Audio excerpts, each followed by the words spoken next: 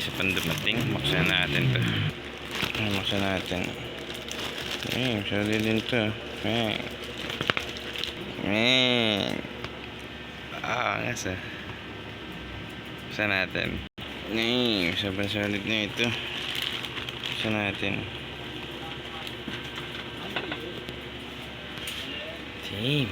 Angas. Ganda. Logo Athletic, made in Philippines. Sobrang ganda. Ganda ng gawa sa kanya. May nilagat ako kasi sobrang mura na niya kasi nasa 500 plus na to. Nabili ko lang siya ng 380, mga ganun. Solid ah. Tsaka ang tigas na dito niya. Sabagay stud kasi ito eh. Matatigas talaga yung stud gawa na sa sinulid. Solid, ganda. Red doors. Dagdag tayo sa collection ng stud. Sana dapat hindi siya puti. Pero ang ganda ng ano niya. Ang ganda ng sweatband niya. Makapal yung sweatband. Solid mga nakap natin yan. Ang ganda. Ang ganda ng mga labas ng mga custom ngayon. Talagang panalo.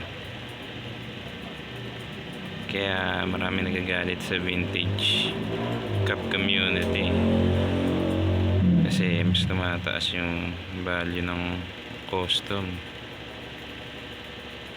kasi sa vintage pababa dito sa Pinas may hirap tao kahit gusto mong pamorma wala mong pambili kaya nagtsatsaga sila sa custom tulad ko mahal ng vintage na lalo ako sa custom diba ang ganda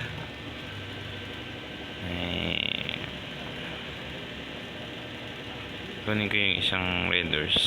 Ito isang red doors na shadow naman. Ganda rin na ito.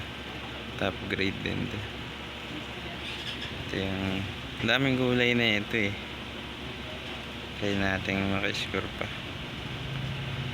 Daming gulay niya pero solid na yun. Ganda. Tsura muna natin ito.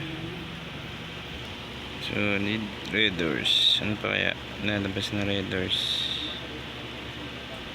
So dito rin daming gulay na ito. Alright, it's none.